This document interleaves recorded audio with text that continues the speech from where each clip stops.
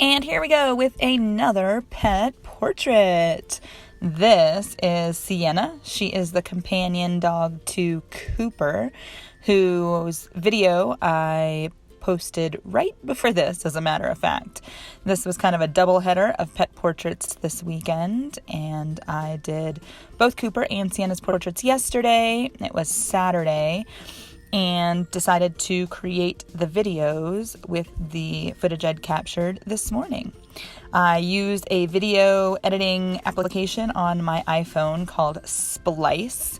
They have apparently just completely redone their interface and added a couple more features, so it took me a little bit longer than normal. My usual pretty simple video editing process was extended a little bit because I was trying to figure out how to do all the things that I'm used to being able to do in this new interface.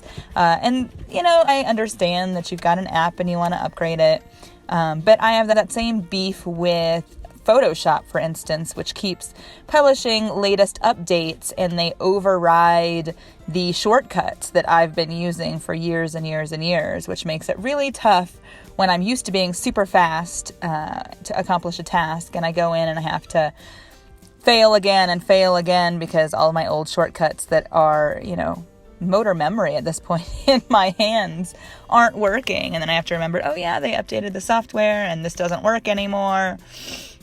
And they actually made it more difficult, I think, to get some things done. So anyway, the app is fine, Splice is fine, Photoshop is fine. I'm not going to stop using either of them, although I am looking for video apps for my iPad to see if there is an easier way, you know, some additional features, etc. But anyway, back to Sienna. So here I am. I did the initial ink outline where I just place each line. I am using a photo reference. My iPad is out of the frame, and I am referring to her picture on that as I draw. And the same thing as I paint when I add the watercolor, which once again, these are handmade mineral pigments by Kim Gish of wildthorne.com. That's wildthorne.com. She's located in California and is just such a sweet soul. I really love supporting her business and her craft and her own vision, as I mentioned in Cooper's video, if you saw that one. So because, again, like I mentioned in Cooper's video, because these are mineral pigments, there is a texture to them. And you'll notice that as I paint the watercolor over the lines, some of the lines get a little bit obscured.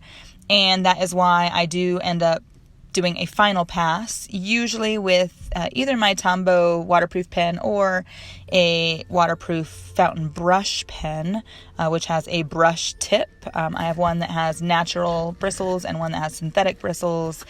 And basically you just put a cartridge in the pen, which can be a converter or just a regular cartridge. I use platinum carbon fountain pen ink, which is waterproof in that as well. And I end up doing a final pass around. But you'll see with the watercolor, I do layers. When you're using watercolor, it's generally the easiest way to layer from light to dark. So I do several passes.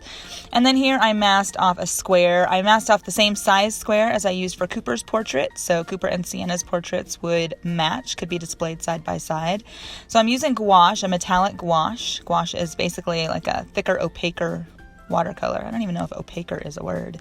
And then the light gets a little bit challenging because it was getting dark, and so I turned on the porch light. I was sitting outside on our porch and just went through and, you know, darkened the lines that had gotten partially obscured. I love her watercolors, though. There's no way I would stop using them. I love the texture, and I love the tactile quality of them, and I love that depth and dimension that her watercolors, Kim's watercolors, really give to, especially an animal portrait, which, you know, animals, nature, kind of a great synergy there. So I am just darkening the lines, and then I do end up, you can see now I'm using the brush pen because my Tombow was getting a little worn out from the texture of the watercolor.